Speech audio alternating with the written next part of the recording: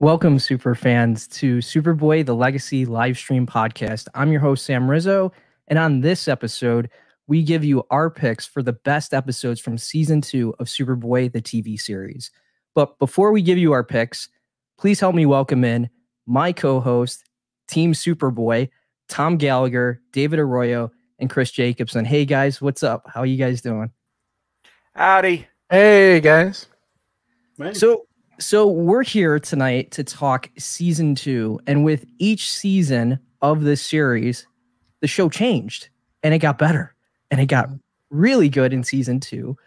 Let's give a little bit of context going into season 2. We lost 2/3 of the cast. Yeah.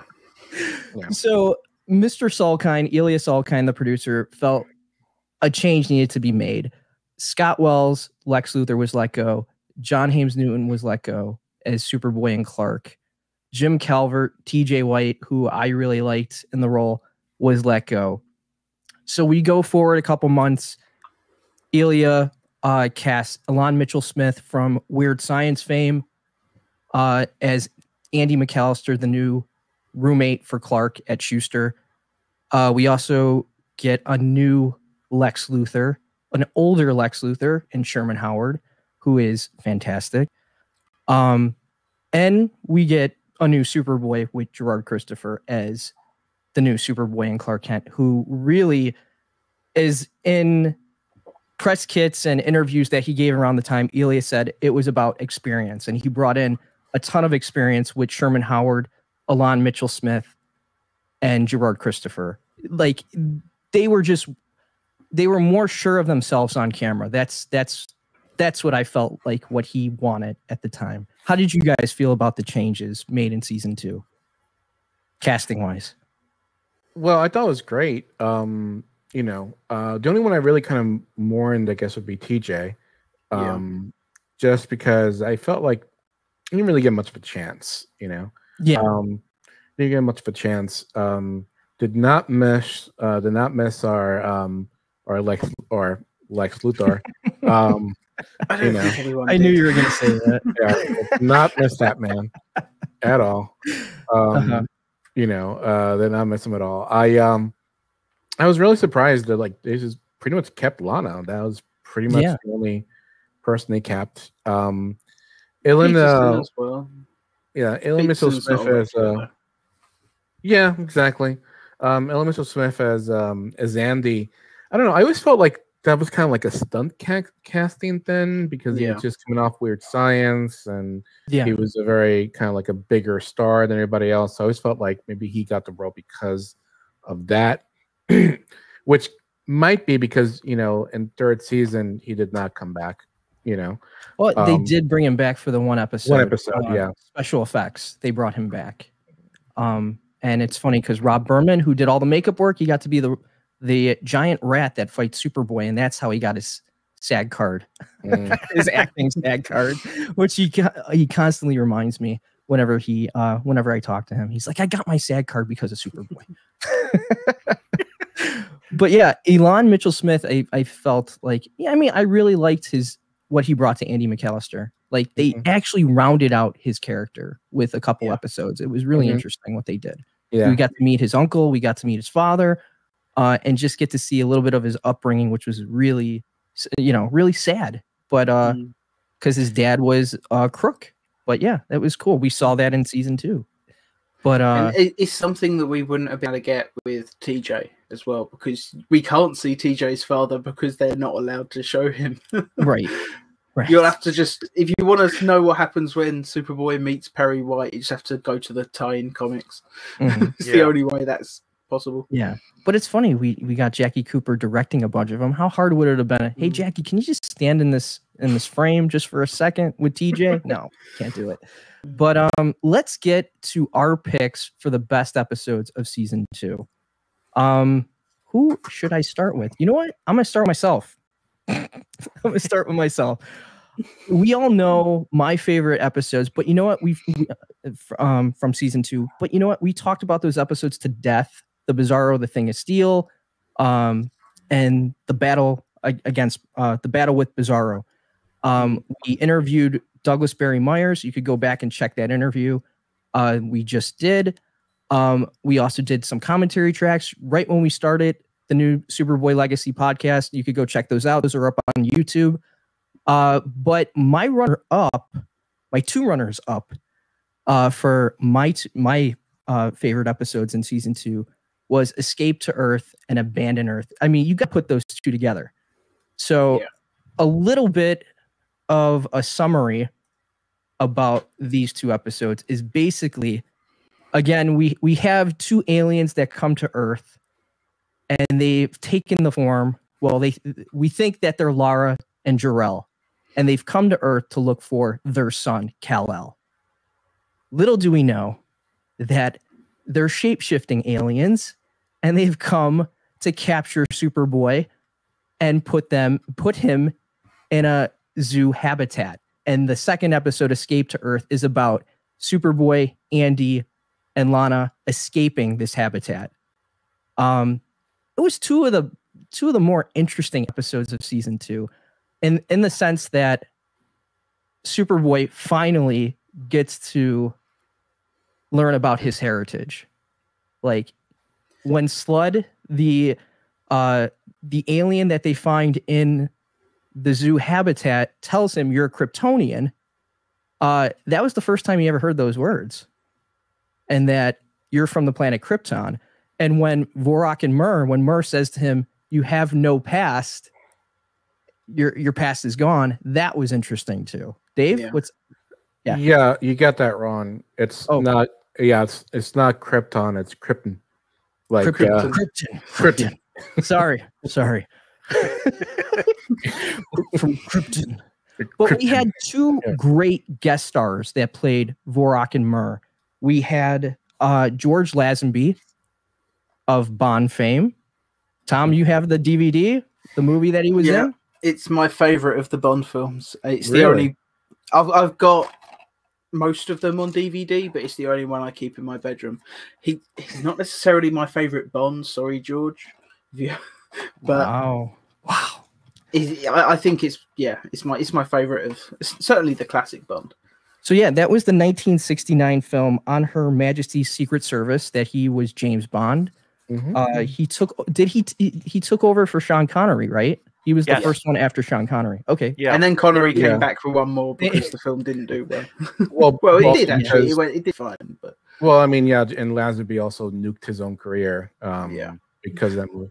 If you actually want to see more detailed information about that movie, you can actually check out our Jobo has a series on analyzing all the Bond films, and the George Lazenby one was a lot of fun to analyze and to hear about basically the craziness that went behind the scenes on that movie, that film. I think part of getting fired was because he showed up at the premiere with long hair and a beard, looking like a hippie. That was a big one. They want Bonds to show up looking like Bond, which is fair enough. But I still think he's an actor. They have to have a lot of different looks. Get over it. I believe there's actually a movie on the story of George Lazenby's Bond. I believe I've seen a doc. Actually, it's a fictional. Is it like part documentary, part? Mm-hmm. Yeah, I think I've seen that actually. Yeah. Yes, I believe so. Anyway, we're going off topic here. But anyways, like George Lazenby, he still acts today. Another connection to the DC universe was he did voiceover work for Batman Beyond. He played Mr. Walker / the King from 1999 to 2000. So he was on there. Mm-hmm. Sorry, I have a ton of notes on these episodes. And then we had the beautiful Britt Eklund, Playboy Playmate, and she was a Bond girl. She played Goodnight in the 1974 Bond film, The Man with the Golden Gun. Mm-hmm. That was the Roger Moore James Bond. Mm-hmm. But she was really good as Lara. The fake Lara. Yeah. What did you guys think? Yeah, they were both great. No. Obviously, Lazenby's not quite got the presence of Brando, but at least he seemed to be putting in a bit more effort than Brando, which I think he did a great job. I mean, even the wig. Yeah. I think he did a great job. Yeah. I gotta say, while he did not have the movie presence of Brando, he had great presence for a TV series. Mm-hmm. And I would have loved to see him as Jor-El come back, you know, like in a season 3 or season 4 episode. Well, this is Britt Eklund today, right here. She's still beautiful. Yep. Still got that amazing accent. Yeah. So. Krypton. And Britt Eklund, of course, you know, while she was no Susanna York as Lara, she was absolutely great in those moments up until we realized that she and George are not exactly Jor-El and Lara. Yeah. You know? Yeah.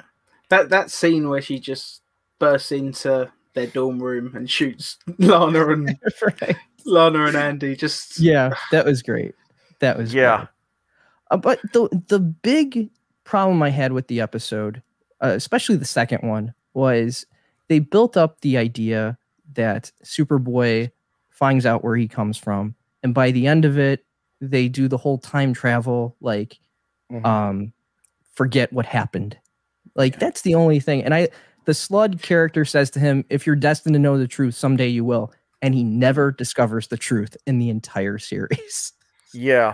So that was what was sad about this episode, was that, and that he got to be himself with Lana for a change, and she discovered. And I loved the scene where they're in the zoo and the zoo habitat, and Lana is berating him for lying to her all those years. Like that was such a great scene. My favorite scene, well, there's a couple things. I'm going to talk about the Abandoned Earth one. I'm sorry, the first episode, actually. Yeah, that's Abandoned Earth. Yep. Yeah, it's a two-parter.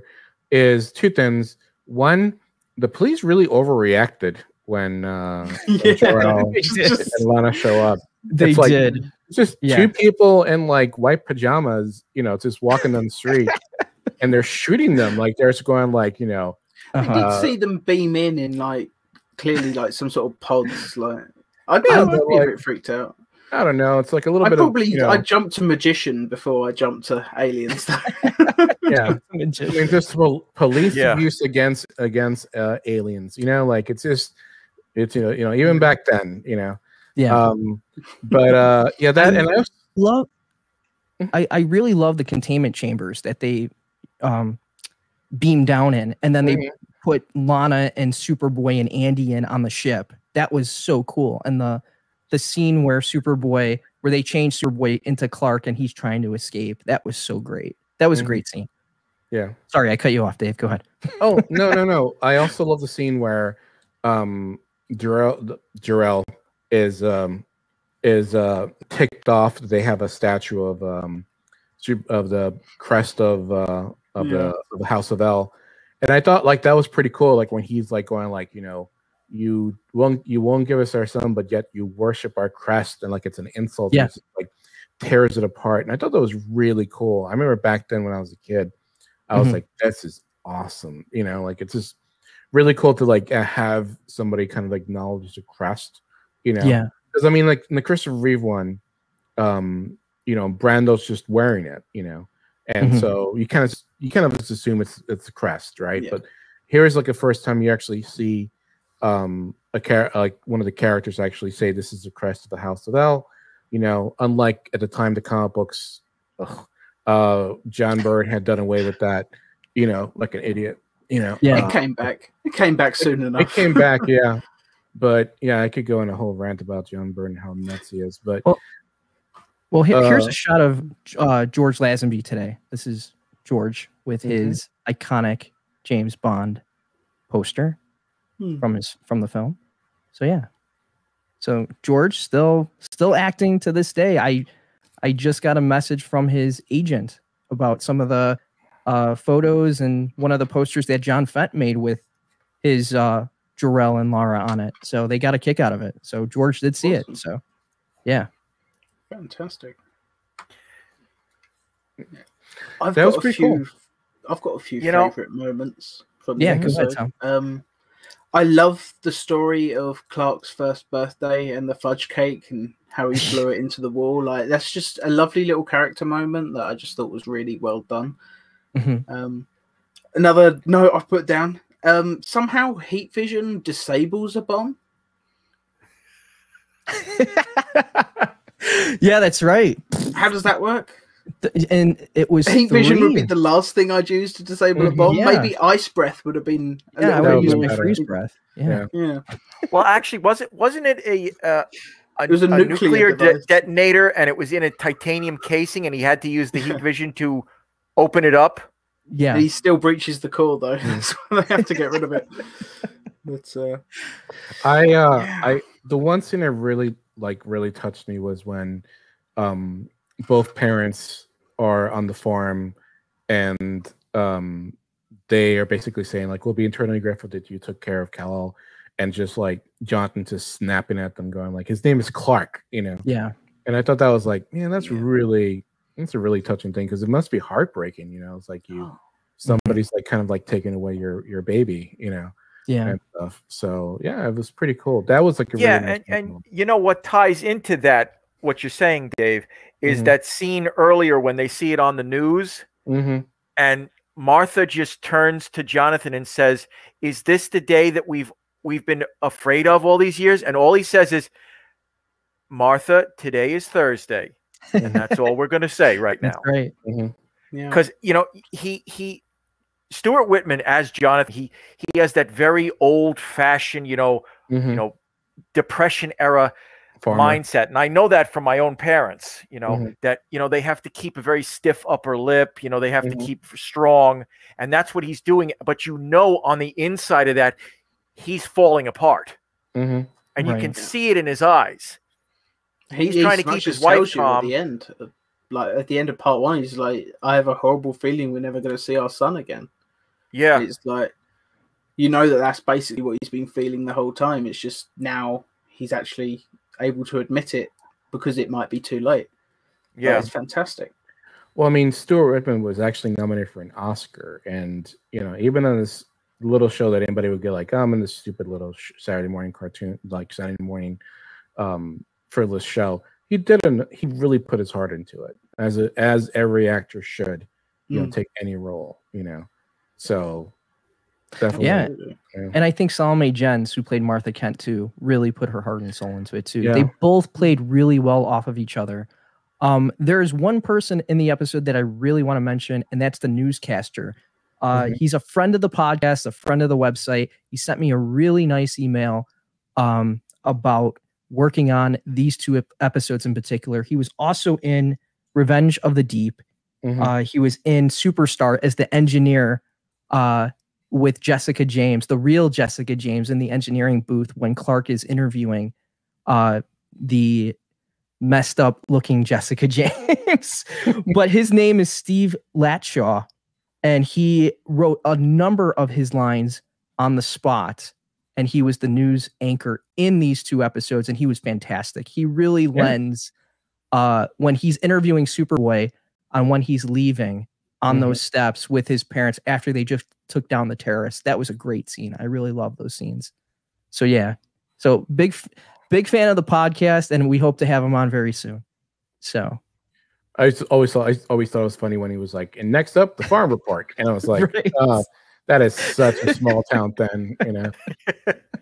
But he was great. He was really great. So I just he's now a producer, he's a director, he's a writer, he's done a ton of stuff. He's from my home state here of Illinois. So yeah, he's just a really cool guy. And when he sent the email, he mentioned so much stuff. It was a lot of fun. He sent me one of the behind the scenes photos of him on the steps interviewing Superboy and Lara and Jarrell, and it was just really, really cool. So yeah. Wow, cool. I gotta say about I have to say that you know, sorry, excuse me.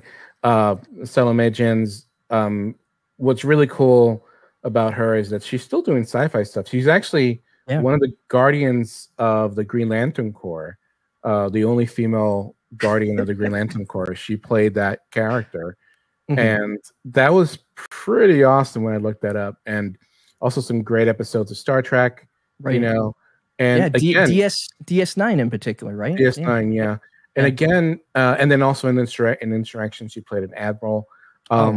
Yeah, but what's really cool is like again another actor that could be phoning it in on a Saturday morning TV show, giving it her all, and just really, really, really good. She did a really great job when she's hugging. Dave, that's the whole thing about the guest stars that they always seem to get. Like Greg Morris. Tom and I, we were talking about this over the weekend. Greg Morris, the Invisible People is not that great of an episode, but you actually like Greg Morris in it. You empathize with him. You see what he's doing, and it's not like he's phoning it in as you said they could have been doing. He was doing he's acting his ass off in that episode. Yeah. He's really giving it his all. I mean, the scene where they're hugging on the farm in front of that red truck, it's just beautiful, Yeah. And stuff. So I really, it's too bad that that our Jonathan Kent is no longer with us, but we still got Martha around. We still got Salome Jones. Yep. Got Salome Jones, So is there anything else we want to say about these two episodes? These were two of my favorite. I really enjoyed these two episodes. I just wish that they would have left Superboy's memory intact to a certain degree. Maybe erase Lana's, but keep his.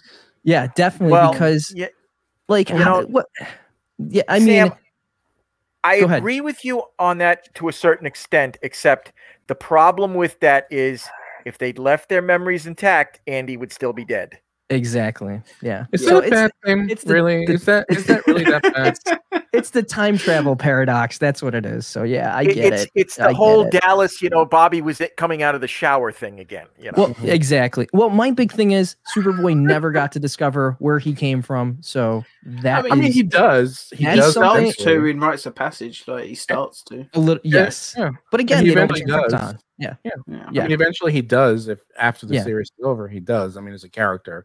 He does eventually find out, Well, we'll write it up in season 5, in our season 5. That's what we'll develop.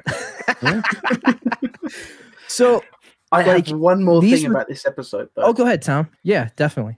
We kind of have like a prototypical Fortress of Solitude.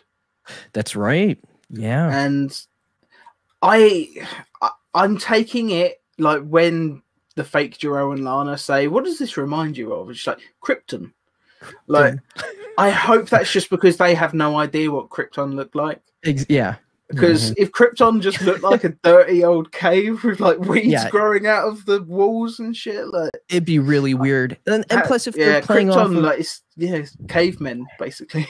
Yeah, and if they're playing off the whole Donnerverse, like it's going to be the crystal ice igloo. Like that's what they're gonna go for. But like, it just didn't jive. But what was cool was seeing all the other artifacts from past Superboy episodes, like the cross from Run Dracula Run. That was awesome that he used against Byron.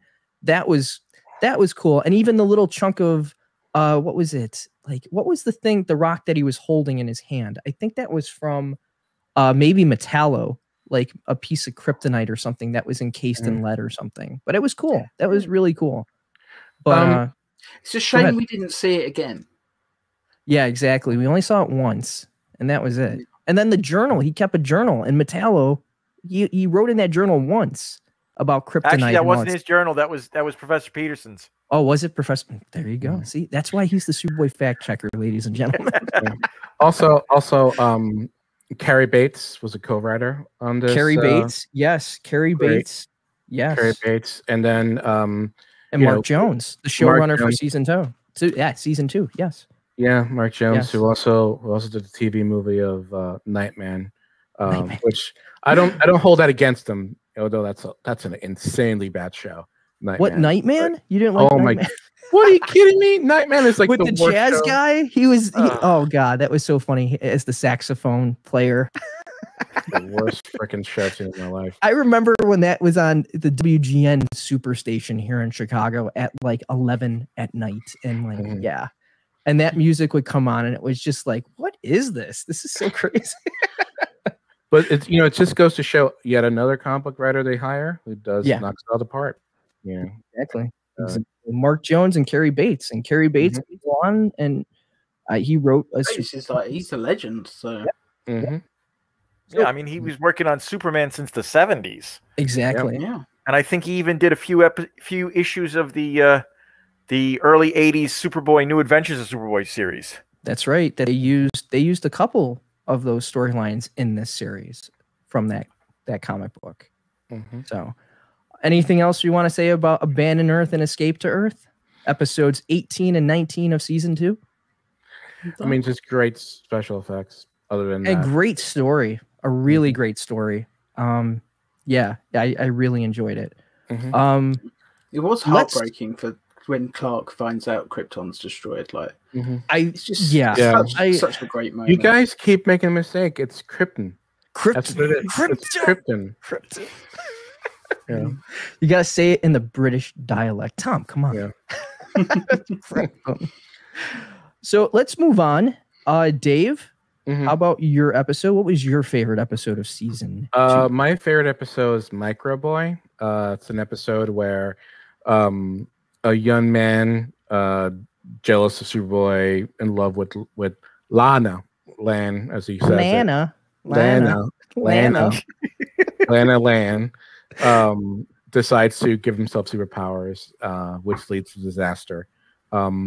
So this is a weird episode because I remember seeing this as a kid. This is like one of those instances, I don't know if you guys have experienced this, where you remember something as a kid as being awesome, and then you watch it again as an adult, and you just go, what the hell? That did not happen this way. And for me, it was Microboy's cowl. Because I remember as a kid thinking, this is awesome. You know, like I remember picturing it like a really cool cowl, and it was like, it was connected, it was like really close to his head, and he had the little, you're picturing like the Tim Burton movies level quality. Yeah, exactly. And then like I watch it again. I remember the first time I got the bootleg DVDs, and first episode I go to is Microboy, and I literally just go, do I have the right episode here? Do I have like an alternate version? Because I do not remember this at all. And that was definitely the experience I had. But yeah, I love this episode because it's like, you kind of identify it. If you grew up in a house where like, you're kind of like walking on eggshells, you feel like an alienated, you feel like you're not understood by anybody, you feel like you have no support whatsoever, not even from your own family. This is like the episode for you. Like you really kind of identify with him, and how he's in love with this girl, and she does not see him at all.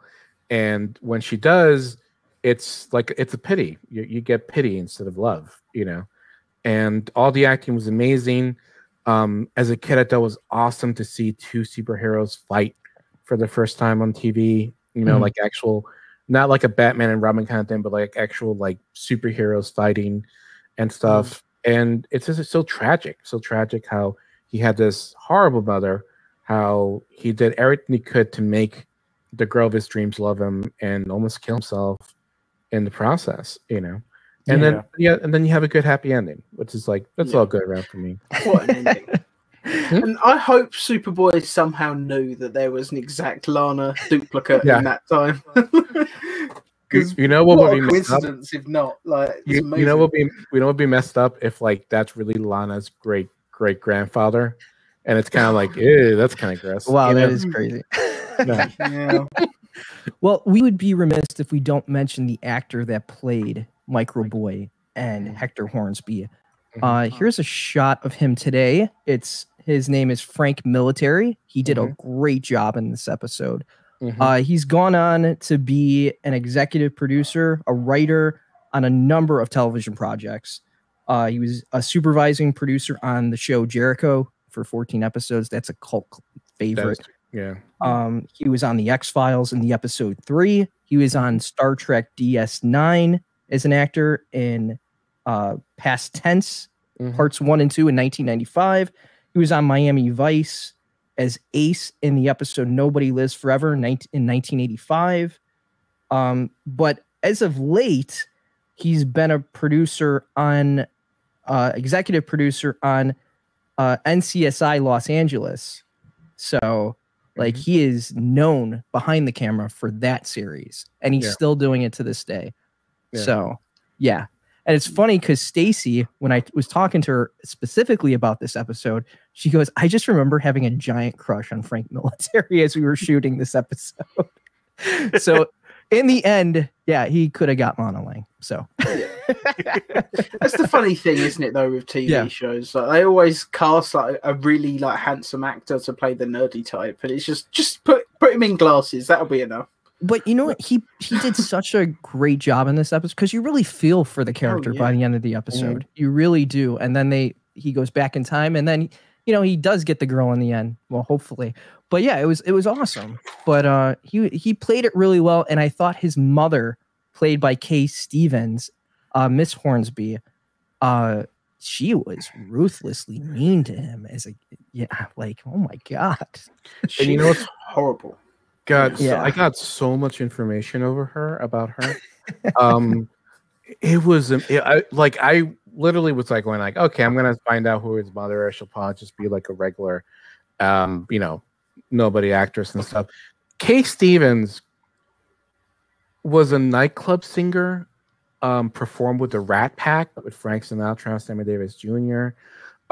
She became incredibly close to Bob Hope. Bob Hope, and during the tours they did with his troops.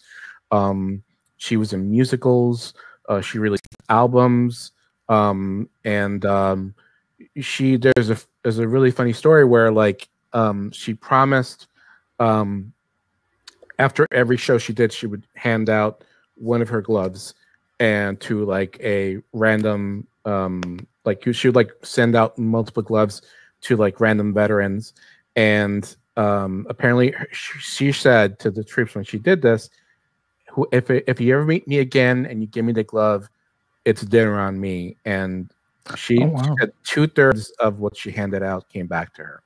And she paid for dinner for 2/3 of Wow, that's cool. And what's kind of sad is I think Superboy was one of her lower projects because apparently she succumbed to alcoholism and she kind of ruined her career and ruined her marriage. So this might have been like a big stepping down for her she might have been in this situation. Eventually she found God and sobered up and stuff like that. But yeah, she was so close to Bob Hope, she was actually in his autobiography. Wow. Well, and she also was in Jaws 3. She was in Chips. She was in Days of Our Lives from 1976 to 1979. But sadly, she passed away in 2011 at the age of 79. So too young. She had a really interesting life just based on what you've told us, Dave. Like crazy interesting. Yeah. But yeah, this was a great episode. I really enjoyed it. Chris, what did you guys think? Chris, Tom, what did you guys think? You want to go first, Tom, or you want me? You can go first. All right. I like the episode, based upon what you just said, Dave, about, how the costume kind of looked a little crappy. I view it as this. Think about it. Hector is pretty much a homemade hero, okay? So he doesn't have a Martha Kent backing him up to make him a really cool-looking costume. He had to make it on his own. So that's why it looks as cheesy as it does. And for a homemade hero, he looks pretty good. I tell you what, though, and not only does he look pretty good for a homemade hero, but I wouldn't know how to make a cow like that. So he's already doing better than I would be able to. Yeah, and I mean, if you look at the character of Hector, and then you look at the character of Clark, they are like polar opposites in the way they were raised. I mean, Clark has this idyllic, upbringing, and Hector has Mrs. Hornsby. Abusive, household. And I really look at it as this is a psychological episode in many ways, because here's a guy who, obviously his mother, while she may love him in her way, she doesn't know how to show it the right way. So he's craving love, and he sees Lana and he falls for her. Okay. And all he's really trying to do is get the love that he didn't get from his own mother. And I know it sounds a little creepy saying it like that, but that's all he's trying to do. So he tries to become a superhero to win her over, and it doesn't work. The problem that I have with the episode, and I've mentioned this to Tom, I've mentioned this to you, Sam, and we've discussed this at length on numerous occasions, is that scene right after his mother berates him again, you know, for being in the newspaper, and then he jumps into the canister to, you know, give himself the radioactive tan, as it were. It just jumps too quickly from him, you know, just recharging his powers to him then kidnapping Lana. There's something missing there. And, you know, Tom and I have discussed this, and it's almost like there's a scene missing where he sees Superboy and Lana kissing, and it enrages him, and that's why he kidnaps her. You know? Yeah. It would have been so much better as a 2-part episode, this one. Right. Yeah. You're going to have to check your scripts, Sam. Just see if there's any scenes in your scripts that are missing. Yeah. I'll definitely do that. We'll do that when we do an episode commentary for this episode. Yeah. You know, and also there's a lot of stuff. Also, like you said, Chris, there's a lot of stuff more psychological. I always felt like maybe she was punishing him for his father dying. You know. Yeah. That, like, you know, she felt like you're too much like your father, and like your father, you know, left me and stuff, you know, like, you know, like you're going to wind up doing the same thing. You know, it might even be implied that he, you know, ended his life and stuff, like, because she really, really hated him for being like his father. And I wondered if he maybe died in an experiment, because she seemed to hate that he was doing science stuff. Maybe his father did die. Possibly. But like my one thing though that I always found funny, Lana cannot tell that Clark is Superboy with glasses, yet she immediately figures out that this kid is the kid from her drama class, the kid that she didn't even really know his name too well. You know, like she immediately can figure that out, and I'm like, he has a better freaking costume than Superboy. like he's wearing a freaking mask. You know, like I did almost put in my notes actually that why did he bother with the cow when he could have just taken his glasses off? But then he would have had to know that Clark is Superboy to even think of that. So yeah. Suspension of disbelief. Little did he know that all he's about to do is just suddenly Lana's fooled. Also, that's that funny scene where he literally goes behind some bushes to, like, you know, get into his costume. Unlike Clark, who can just go like boom, boom, you know, like he has no super speed, so he has to go behind the freaking bushes and stuff to put it on. And I also found it kind of funny where he goes to Andy, "Are you okay, student?" And I'm like, wow, you're really kind of going into it, dude. You know, like everybody's reaction, like between seasons 1 and seasons 2, the people in the surrounding area of Microboy and Superboy and like their reactions is just, and I'm going to mention this in an episode that we're going to talk about in a few minutes. Just the people's reactions is like god awful. Oh my god. Like, come on, have some, like, get a few more people around like the event. And it was just like, we need 3 extras. Just stand here and give us an emotional.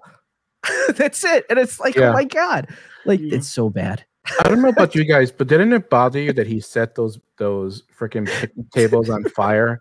And it's like he just set them on fire, grabs the gun, just walks off casually. And I'm like, the thing's on fire. It's gonna like cause a massive forest fire, and like nobody's like the cops are like going it's like Florida. It's very humid.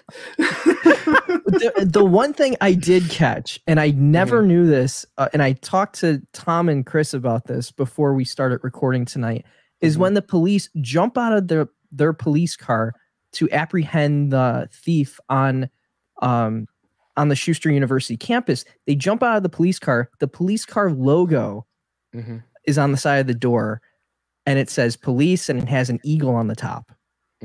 It's the same logo on the bureau badges in seasons 3 and 4. It's the same thing. You guys caught about the connection between season 1, season 2 in this episode, right? You guys caught that, right?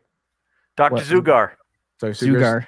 Time machine from Hollywood, season 1, the same time machine. You know, I didn't even notice that was the same time machine. It says it twice to Professor Pearson at the beginning and towards the end. Zugar's time machine. Although the one thing though, I would have liked them explain like why they never use this freaking time machine ever again. Again, yeah. It's like this they could have just said, They could have just said you only have one shot because it'll blow up or something like that. But no. This is and also this is Peterson's last appearance in the series. Yeah, exactly. He does get mentioned later, but like he's mentioned as late as season 4. Like I think Darla Goes Ballistic. They mentioned Peterson and the bride of Bizarro with the duplication rate going missing from Schuster University. Yeah. They might and in Body Swap. Yeah, 3 times when we couldn't just get George Shakiras to come back. So, maybe he was just busy. Maybe he was supposed to appear. They've got that scientist lady in Mindscape. Maybe originally that was supposed to be Peterson or something. There is something funny, Tom, that Tom mentioned earlier about Hector Hornsby's father. Who do you think Hector Hornsby's father is? Yeah. Have you got a screenshot that you can put on screen? This is going to be so difficult. Oh yeah. If you go back and watch the episode, like when you see the photo, he looks so much like Adam Driver. It does. Yeah, it's just Adam Driver with a mustache. Let me see if I could pull that up real quick. I was trying to find out who the model was who was in that picture and stuff, like who they picked as a model to play his father in the picture. Could find nothing, because I was going like, does he probably just someone that works on set? It's probably just a runner. Yeah, like I was thinking, like, could he actually be related, or Okay, I have it. 1 second. Let me share it. 1 second. It's coming. Because I was thinking, like, maybe he's like a distant cousin or something like that. There it is. Wow. It's a shame that the screen has kind of made it. He also looks a little like Geraldo, also. Slightly. You mean that's not Geraldo? It's Geraldo. But yeah, that's pretty funny. I thought when you texted me that, I was like, yeah, that's pretty funny. I could see it. I can see it. I'm gonna see if I can take a better screenshots, and because I can put that on my thing. Okay. Yeah, he looks so much like Adam Driver. Maybe that's where he's gone, is why she's so bitter. Like he's gone to be trained as a Jedi, and he's probably slaughtering Luke's students as we speak. I will say this though, as a kid, that ending where he meets like older Lana, like ancient Lana and stuff, like as a kid I was like, man, that's fair. Like that's how it should be, right? For a kid who can't get a poor kid has had such a bad and downer of a life. Like, give him a break. And and it was cool. He got to help the Wright brothers with their flight. That was cool. So he's part of history. Got no credit. No credit. No credit at all. Because you're a born loser. No, bastard. So let's go on to the next favorite episode from season 2. Who wants to go, Chris or Tom? I'll go. Chris, you want to go? What was your favorite episode of season 2? Okay, so my favorite episode is the Yellow Perry's Spell of Doom. Yellow Perry. This episode's where a girl who's in love with Superboy, obsessed, basically winds up getting magical powers and becomes Yellow Perry, who's also, I'm sure you're going to say, is from the Superboy comic books. First and only appearance. Yep. Yes, but the point is, it's the same exact episode as Microboy. Just, I think it was done a lot better than what we got with Microboy. The costume that they have actress Elizabeth Kiefer in, and she is absolutely gorgeous. She is gorgeous. Yeah. Wow. The costume is dead on for what first appeared in New Adventures of Superboy numbers 34 and 35. They did a few little tweaks here with the origin and how she got her powers and all that. But they still had certain little beats from the original comics that were great. I mean, you have the character of Gazook, who in the original comics was he was a mischievous imp. Now that could be something from the 5th dimension, that could be just something else, but it was a nice touch. I really think the way they did it, he wasn't, a spirit. He was a demon who came into that doll.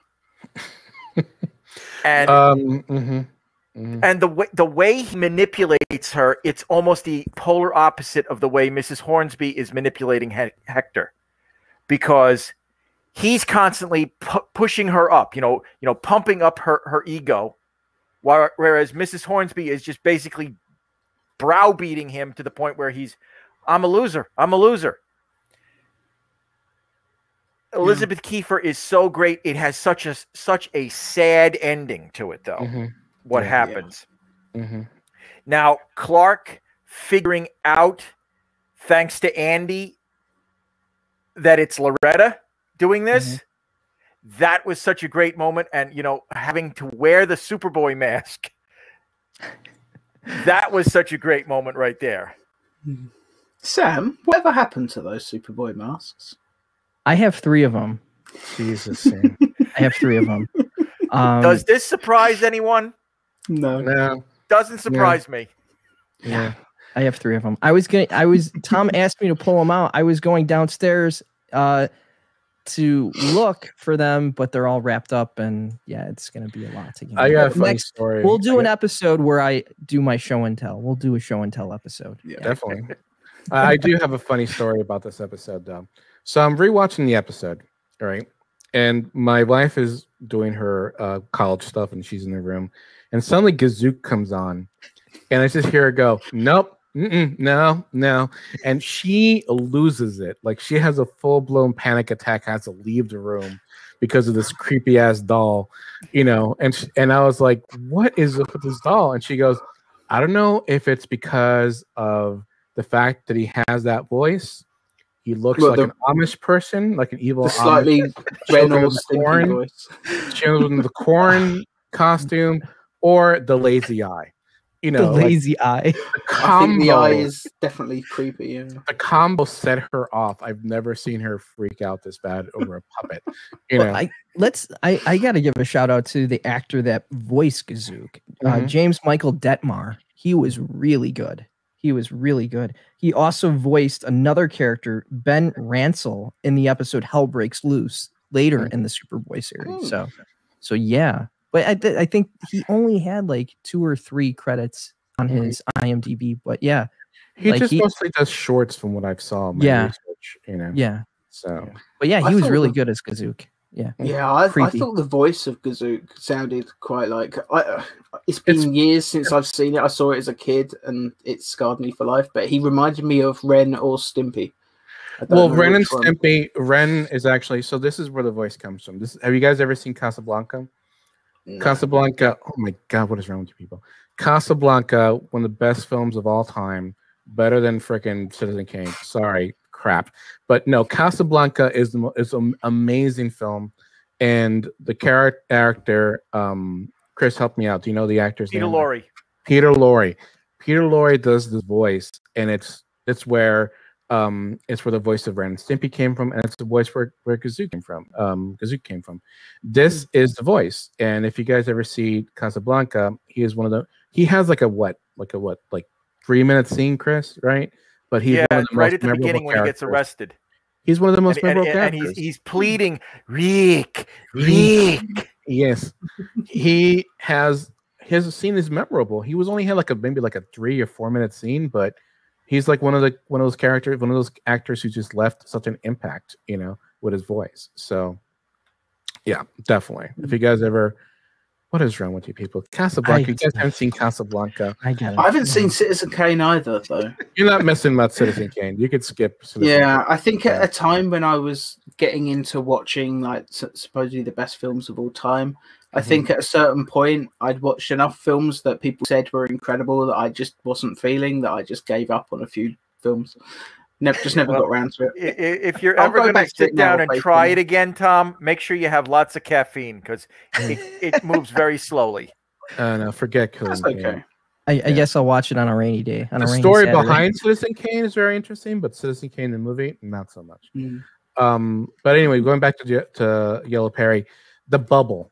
I gotta say, I really dug that stupidity of that bubble. That was cool. What a brilliant use of freeze breath as well, to shatter the bubble. Just brilliant use of his powers.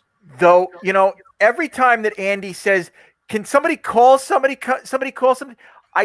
The only and this is the only problem that I have with it is why doesn't he just say, "Can somebody grab me a scissor?" Exactly.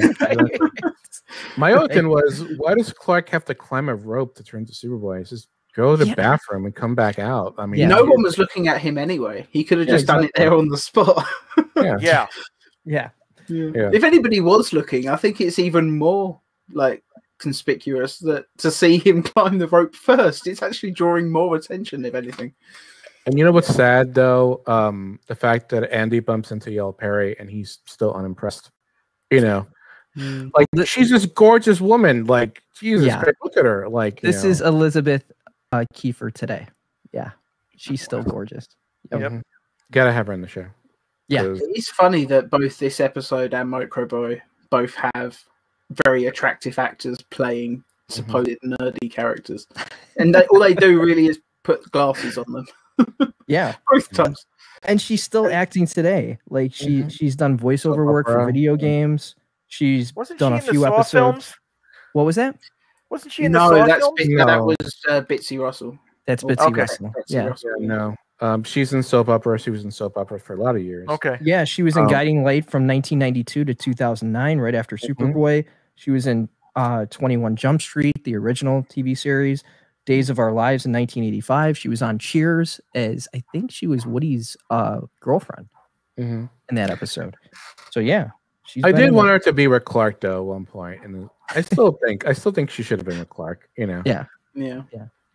But yeah, she is. He's quite tragic because she actually had a chance with Clark. Yeah.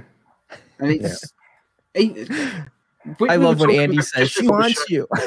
You Viking, you Viking. And I just love Gerard's reaction. Clark's reaction is like, guys. Yeah. Clark is and nerdiness in this episode. Yeah, going on what you said earlier, Dave. You know, the whole thing about, you know, Andy not realizing. Andy has noticed every other woman who came along up until this point, and he doesn't notice this beautiful blonde woman in an Arabian outfit. Yeah, he notices her, but he doesn't notice her. Exactly. Well, doesn't he say to Lana and Clark, like, doesn't he say something along those lines? He does mention how good she line of dialogue. She looks really good. She goes, she looked really good. I'm like, what are you kidding me? That's it. Yeah. In the Mary scene, he's like talking to this girl, like as the most horny character on the show, and like he's the only one. She's okay. Yeah. What the hell? You know? Yeah. Well, we all get character. Revenge on him with the woman called Tiger Eye, where he has to, you know, be in the art class. That's funny. That was a good episode. Yeah. Anything else we want to say about Yellow Perry Spell of Doom? Tom? Anything? I have a couple of things. Okay. This is just general. It's always fun when magic's involved. It's something that Superboy doesn't have to deal with as often as I would like. Like usually they just go for kryptonite, but magic is it's perfectly fine weakness for Superboy. Superboy losing his face and getting set on fire. That was really great. Cool. I loved that the masks, like Andy's masks, was so clearly Gerard's face. Like they so easily could have just bought that was an actual life cast they used to make those masks. That's a really nice touch. I love that. And I wasn't aware that this one was based on a comic book, but I thought it would be interesting for season 5 if the puppet comes back and it's Mr. Scarface and he starts causing trouble in Gotham because he's now so scarred from the fire. That's great. That's great. Yeah. What a great character! They never used in any other. And we know he's still alive at the end, though. Right? Like, isn't there like a close up and like head moves? So lazy eye. Totally bring him back. Like he's now causing trouble in Gotham. They had 2 Gazook dolls, and they're both in the Metropolis Museum. So that's cool. Where they're at. Yeah, that's where they're at. I would kill for that Microboy cowl. You know? They have 2 costumes of Microboy in their archives. One a complete, and then one just the tunic and the cape. That's and it's mint. I saw pictures of it. Morgan and Adam, who are good friends of mine, they sent me pictures, and they're like, "What episodes?" In a good state. Like, I would have thought it would have degraded by now. The leather mask is still in a good state because it's made of leather. I thought it was like latex or something. Yeah, it's still in perfect shape. Yep. That's why it's so loose, because it's leather. Yeah, it just pushes it back like I Batman. assumed it was like rubber molded or something. But yeah, it looked great. I saw pictures of their Microboy costume and it looked amazing. I'm like, oh my god. But yeah, that was really I think this was one of the first times Superboy gets hurt by magic, like really hurt by magic. So yeah, it was really cool. It's been kind of an annoyance, but at this point, but yeah, like losing his face, like he really freaks out, and Gerard really sells like the sort of screaming in that. It's a really horrific moment, and the visual effect actually taking his face away hasn't aged badly. Like it actually looks semi decent. Like bit of sort of a slight fuzzy outline around it every now and then, but for the time, like the amount of money they probably had to spend on that effect, it worked pretty damn well. And the one thing I didn't like was him flying into Loretta's apartment. It looks so slow and so cheesy. It was so bad. That was the only thing I didn't like. It's like, oh god, yeah, that's bad. I gotta say, she looked so gorgeous. She was great. I will say though that's one episode where I was like going like, there's somebody maybe prettier than Stacey here, because she roared. She was great. She was a good guest star. I wish they would have brought her back. Like that's one of those villains that I wish they'd bring back. But the fact that she's from the comics, like it's a shame that they couldn't find a way. Yeah, and that's the only time that the Yellow Perry character has ever been, in another production outside of comics. Yeah, shame. Wow. Should have brought for at least Smallville. Jesus, Yeah, they did everything you could think of. They did vampires. Well, we did vampires and Superboy, but they did those three. The witches. Oh god, I just watched that episode again. Why? I don't know. I just put myself through this. That whole Lana side plot in Paris was just awful. Yeah. Okay. Let's get back on topic. Anything else we want to say about Yellow Perry, Spell of Doom, Season 2, Episode 14? Anything else? Chris did mention before we started recording that the plot line for Yellow Perry and Microboy are basically identical. It's very similar. Very similar. It's just gender flipped. It's just in the case of Hector, he gets the happy ending, and Loretta, she gets sent to an asylum. Right. Although there's still a slight element of hope there, because he's still like, one day you'll find someone. One day I'll find true love. In an insane asylum. Yeah, in Arkham. We're going to put you in Arkham. I wonder if that's the same asylum that is used, like it's the same one that Metallo was held in the next episode we're going to talk about. Yeah, maybe. They're both hospitals for the men, like the criminally insane. Yeah, I don't know. Let's go on. Tom, your favorite episode of season 2? Which one was that? Super Menace. Yeah, wow. I'm a sucker for a Red Cake story. Like I love Red Kryptonite stories. Yeah, me too. Yeah, it's just always fun. It's fun watching Clark play kind of a sleazy version of Superboy who becomes kind of a Neanderthal. Like, there's even a line at one point where it becomes very clear that at this point, all Superboy cares about is money and babes. To the point where he even just mutters to himself, money, babes, and it just stands up and leaves the room.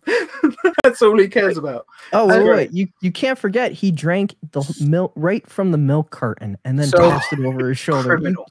So like, just in case nobody knows about the episode, this is the episode where the first episode, actually, I think you would agree with me, the first live action Kryptonite ever on television, horror movies. And this is one where Superboy encounters Red Kryptonite for the first time because they're experimenting on Kryptonite, and he goes evil and chaos ensues. I will say this one thing. Why was he even Clark? Why? Like, there's no point in him being Clark. Yeah, well, I never saw the point in why he went back. Like, I don't get it. Once he's got the money, he could just stay as Superboy, and either that or he hotel room or something. Either that, or he was trying to hide out from the police as Superboy. Why would he need to? Who knows? Maybe a couple of cops had kryptonite. He went to, like, you can just fortress. Like, what are they going to do? Arrest him? Come on, Or maybe it's just ingrained in him. I need to go back to the college. I need a babe. I gotta go get Lana. Yeah, I think that's the only reason. Maybe I don't know. It was weird that he kept going back as Clark. Yeah. My biggest problem with the episode, the fight between Metallo and Superboy in the empty bank parking lot, which I thought was fun. Yeah, I thought it was fine. I thought they made too much of a big deal about his upgrades, considering he's still like. Yeah, I don't know. I thought it was fun. I mean, I will say the background sound was ridiculous because and the background actors, they only had like 5 or 6 just going. Like again, it was just like, man, we could have used a couple other actors. Like we could have got a few more people in the parking lot. Not to mention a reaction did not match the sound. Like the sound was like a crowd going nuts, and like they're like, and there's only 5 people there. Like I love the barrel of hay as Superboy standing there like a Western, like just going past him. That was just so cheesy, but it was cool. I love cheesy moments like that. Him just staring down. That's one of my favorite things about. Or just the dialogue of like Ash is my dame, you know, like what this broad, you know, like that's cute. It was funny. It was, you know, I don't know if it was because the famous actor who played Metallo, which I forget. Michael Callan. Michael Callan. Yeah. He was a famous actor who's been working in movies and television since like the 50s. Yeah. 50s. 1959. So, yeah. So like, you know, I don't know if that was like just made for him, like as a like, you know, kind of like a dedication to him, but it was really fun, and he always does a great job as Metallo. He really sells the comedy moments in this episode. Like, when he breaks the fourth wall and talks directly to camera and grins for the camera and all this stuff. And I mean, the first moment right there when they give him the kryptonite and he just looks and he says, "Well, I guess we're in the army now." Yeah. The fact that he's wearing the freaking helmet. And then right in the middle of the fight, just before General Swan shoots the missile launcher at him, and he says, "Well, that takes care of that pain in the butt." Yeah. Just the fact that he's wearing the freaking helmet. There's a fantastic exchange as well when they go, Metallo and Superboy both going to attack the military base.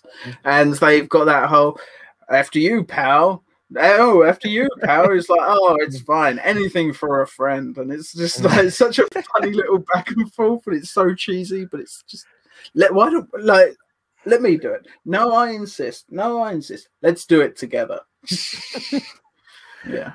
I also felt like that, great. Like while I was watching it, I was going like, "Oh man, the special effects are a little corny and all," but then the tank comes out, and I was like, "Oh, that's where the money went."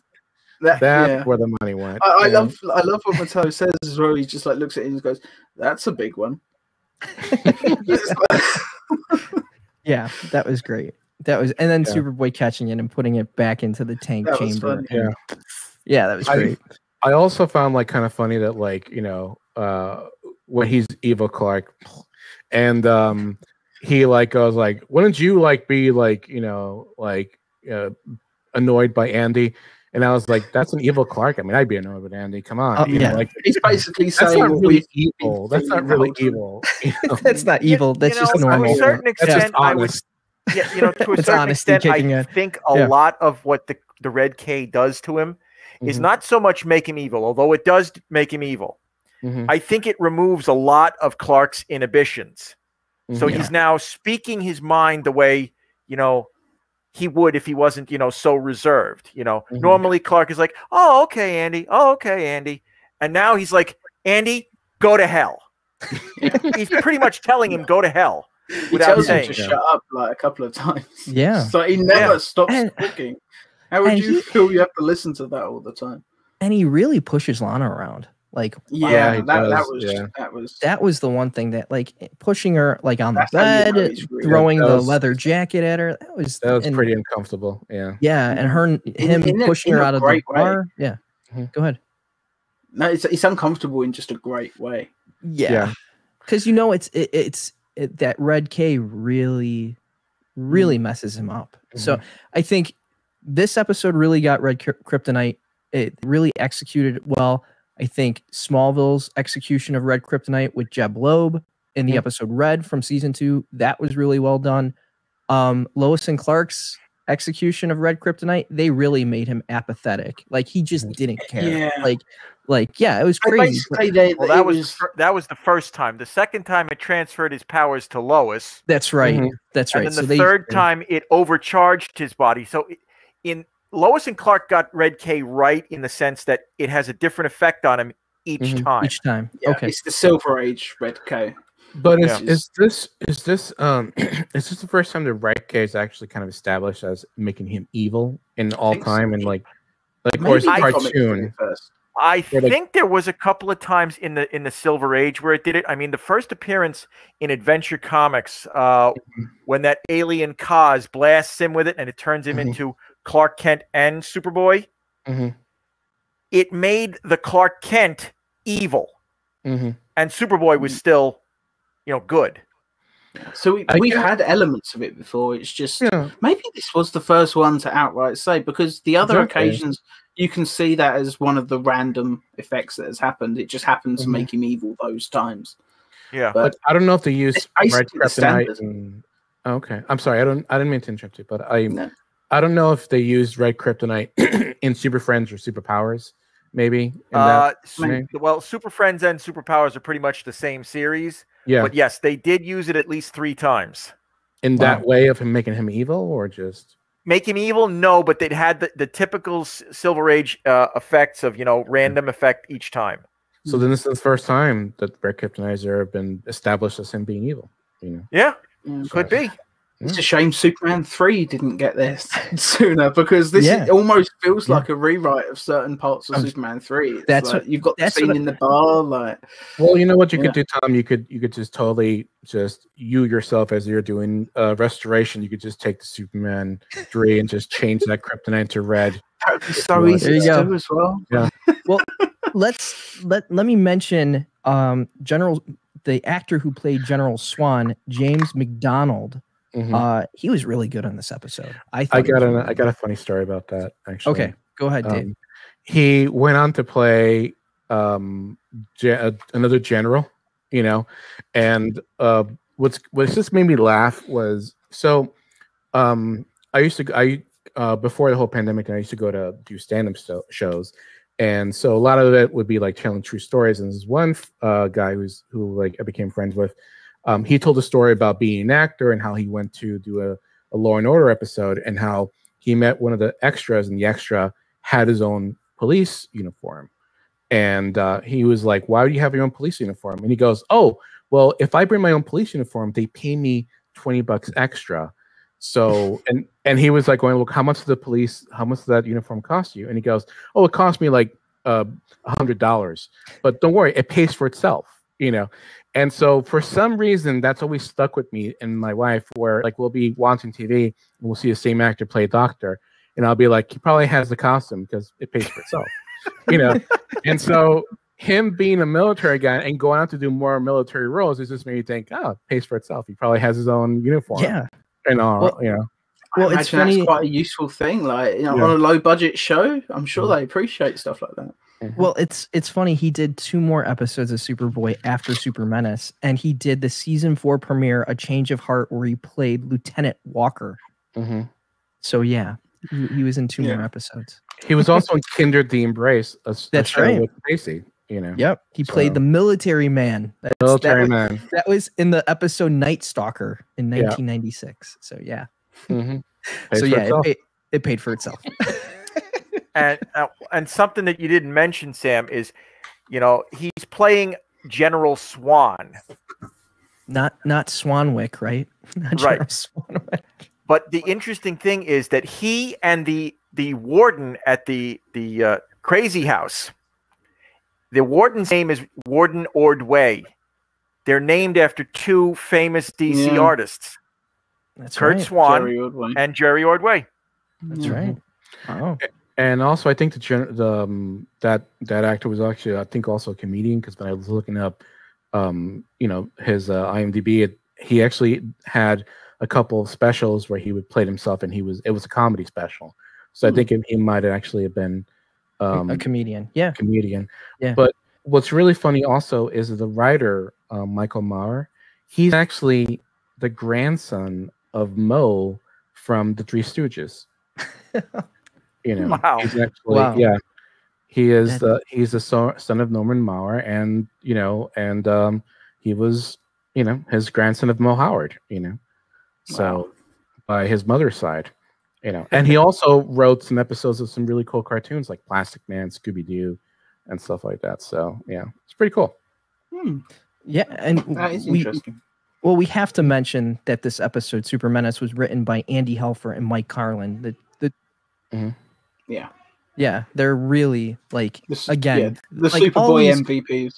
Yeah, they are the MVPs. Carrie Bates, Mark Jones, these guys were really they really went to the comic book well for this second season and really utilized them. Yeah. In Super Menace, because Super Menace is listed on IMDb as Michael Mauer being the one who wrote Michael. Yes, Michael Mauer. Hang on. Let's double check that. According to IMDb. Yeah. Well, that's why I brought him up. And while you're looking it up, I'll just say, when we are introduced to Metallo in this episode, the dramatic lighting so hot, it hides the so cheap set really well, because when it goes to him in the bed, it's just a floodlight. You're right, David. It's Michael Mauer. Black. It's Michael Mauer. Okay.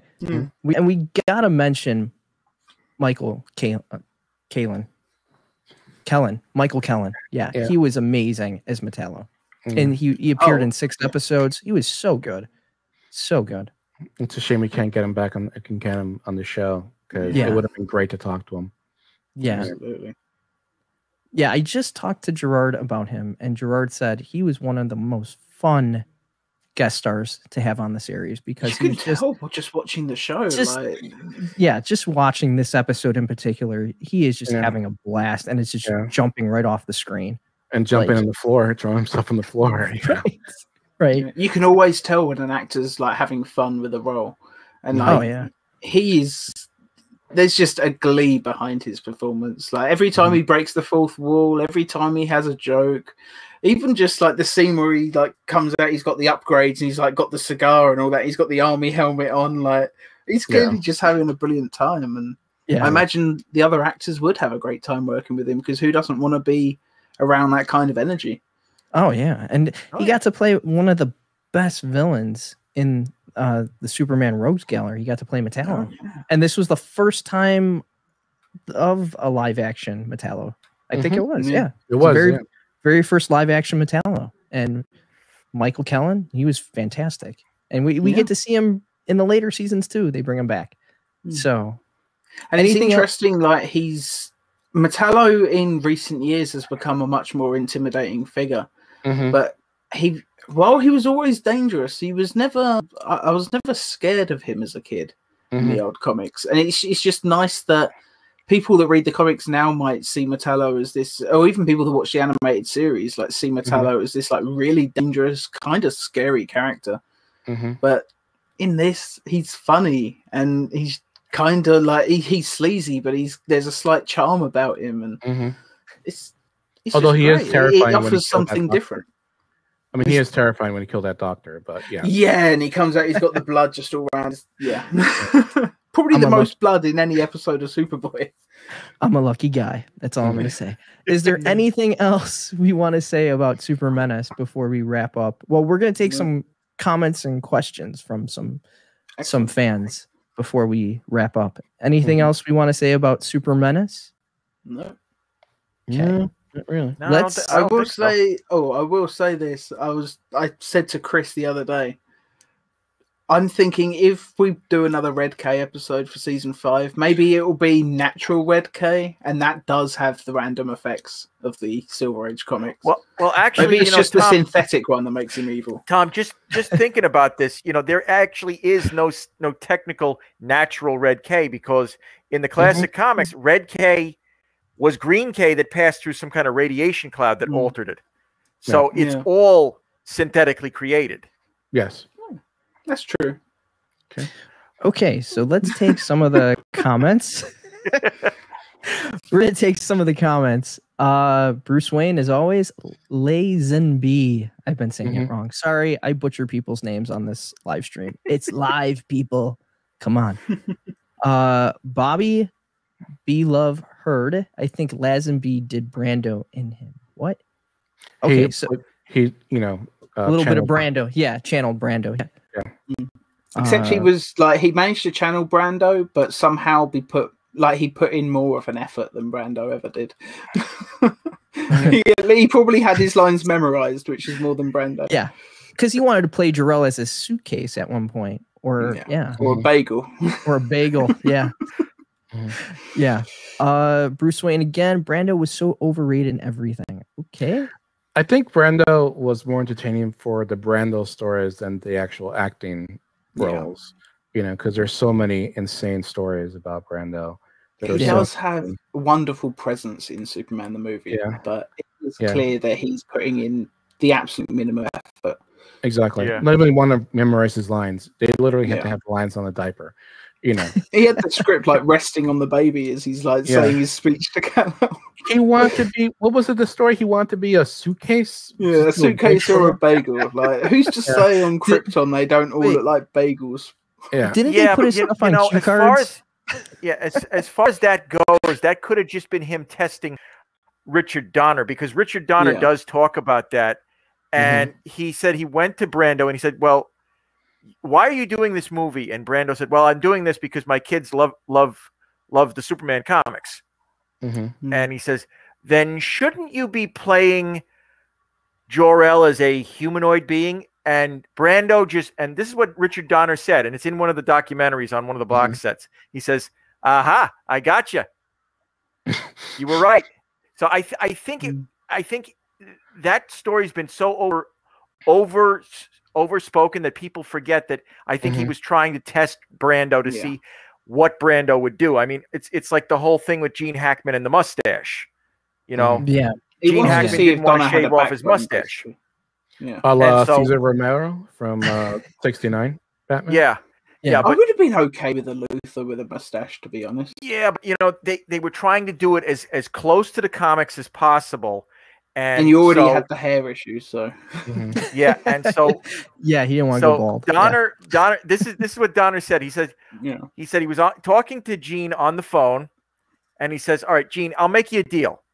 If you shave off the mustache, I'll shave off mine." He says, "All right, I'll think about it." And then he comes down to the set. He's still got his mustache, and he says, "Well, I still have the mustache." He says, "Well, you remember the deal. If you go in and get it shaved off, I'll shave mine off." So Hackman goes into the makeup trailer. He gets it shaved off, comes out, and he says, "All right, well, I shaved it off." And then, yup, exactly, Tom. He pulls off the fake one, and he's like, and Hackman just looked at him. He says, "You bastard." Well, let's get to another couple comments from people. Bobby again. Britt had a lot of Susanna York in her. Yeah. Definitely. Yeah. White pajamas. Yeah, they were white pajamas. Stuart Whitman and Glenn Ford were the best Jonathan Kent actors. I definitely agree with you there. I like the Smallville one, and I loved Mar and Par Kent in Lois and Clark as well. Like, to be honest, there are no version of Mar and Par that I don't like. Like, I disagree with Jonathan Kent's characterization in Man of Steel, but Cosner still does a damn fine job. Yeah, I really love. I think my favorite Pa Kent is Eddie Jones from Lois and Clark. I really like Eddie Jones because I just love him and Kay Kellen. Just like they are the rock for Clark, that whenever something happens, he goes and talks to them and gets advice. I really like that. And we see that here on Superboy as well, that Stuart Whitman and Salome Jens are Clark's rock. And we see it in particular, the 2 episodes that I talked about. Like, it's just great that like his adoptive parents are there for him. And it's just the whole part of this Clark Kent and Superman lore is that the Kents are who makes Superman. Yeah.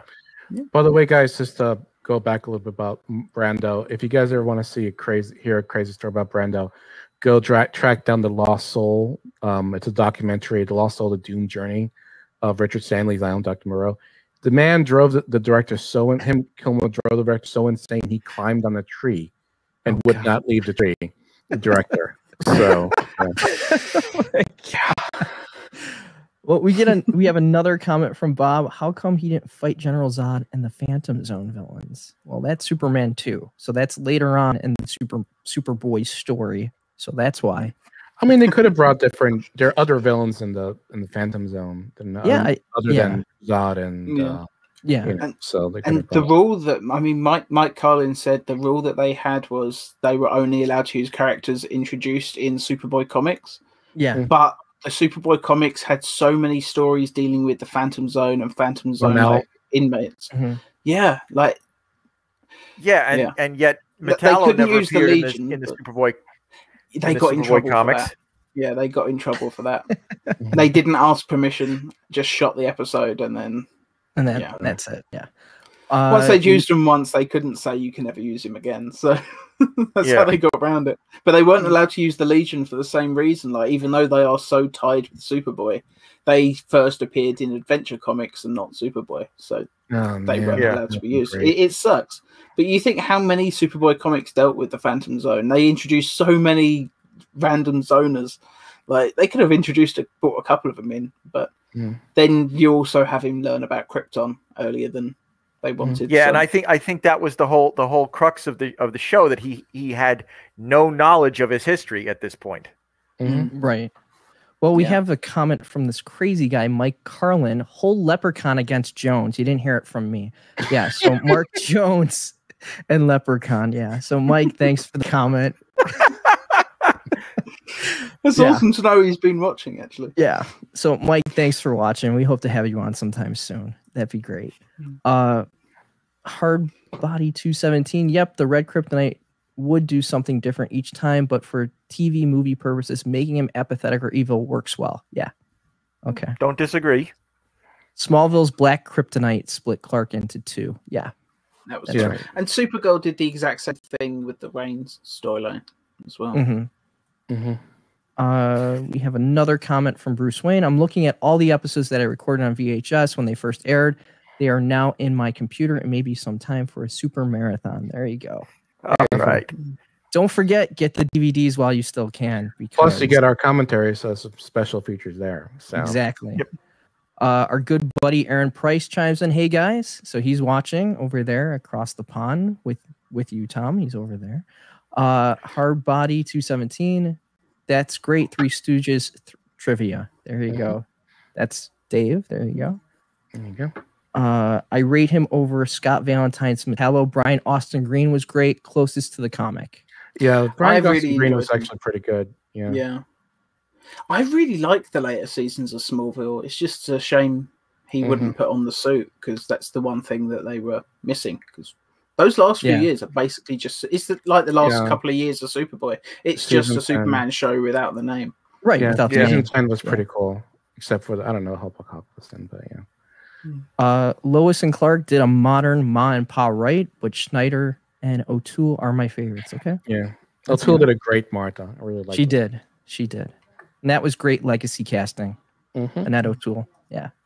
I liked when they were cast as well, because they're a little bit younger. They don't feel like grandparents. They sort of felt more like real parents rather than sort of. I mean, I had a friend growing up who was raised by his grandparents, and that's kind of how Clark always felt to me with the older. Yeah. Like, even in Superboy, like, they're not young, but they're not as old as Eddie Jones and Kay Callan or.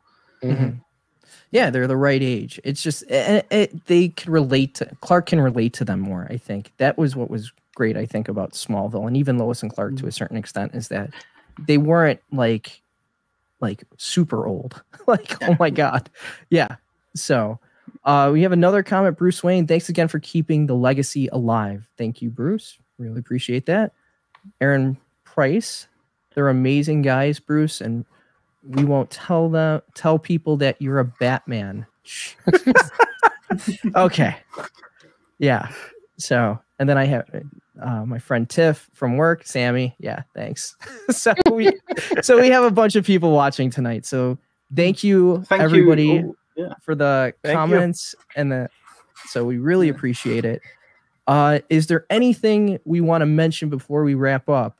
Dave, do you want to plug anything from JoeBlow.com that you're working on? Yeah, well, the latest episode came out last week, Dark Angel. And next episode, I'm going to be focusing on Knight Rider. So that should be fun too. And we're talking about the good Knight Rider, not the later reboots, right? No. It's just the good Knight Rider. Although okay, I will be mentioning the horrible, attempted attempts to remake it that went horribly wrong. But no, I'll be focusing mostly on the Hoff. And Mr. Gallagher, what is that you have there? That is so cool. My new season 5 poster board for my room. It looks great. That is the poster that we are using to promote our 5th season that we are writing that is part of this podcast. So it looks amazing. Just amazing stuff. Chris, I wanted something custom, so Chris, what do you want to plug? Look at this. Here we go. This is my custom Superboy figure made to look like he did in the episode Brimstone. Wow. Yeah, that looks great. We have a few more comments before we sign out real quick. Tiffany Tate, friend of mine, where would you tell a newbie to start? The beginning, or is there a particular season 1 you prefer? So where would I start? Season 1 did not happen. Season 1 did not happen. Started season. Okay, so David says season 1 did not happen. I would pick up season 2. I would start watching season 2. And I usually tell people start with season 3 and 4 because it makes season 1 and 2 a lot easier to watch. Yeah. And all you really need to know going into season 3 is who Bizarro is and who Metallo is and who Lex Luthor is. That's basically it. Yeah. And anyone who reads the comics knows that anyway. So yeah. I would say this, yes, season 1, there's a lot of bad. And we've talked about this numerous times. Yeah, we did. We talked on the last or what was it, 2 podcasts ago? You could go and listen to that. That's up on iTunes. So yeah, you could listen to but there are some absolute gems from season 1 that you have to watch. Kryptonite Kills is definite because it does lead into the Metallo episode. Yeah. Hollywood leads, of course, into Microboy. There are episodes like Luthor Unleashed, which is a great episode. That's all on our Best of Season 1 podcast that you could go and listen to. It's literally the last podcast. I talked about Luthor Unleashed. I think it was an honorable mention because unfortunately Scott Wells' performance as Lex Luthor stops it being one of the best. But it is so bad it's good though. His performance in Luthor Unleashed is very uneven, because there are some moments where he's absolutely great. And then there's moments where he's absolutely, what the hell is he doing? I think it really should be like season 2, season 3, season 4, and then season 1. I think that's right. Safe. I agree with you, Dave. Yep. Aaron Price, I liked Smallville's Jonathan Kent. He felt like an older, powerless, mature Superman showing the young Kal-El how to use his powers. Totally agree.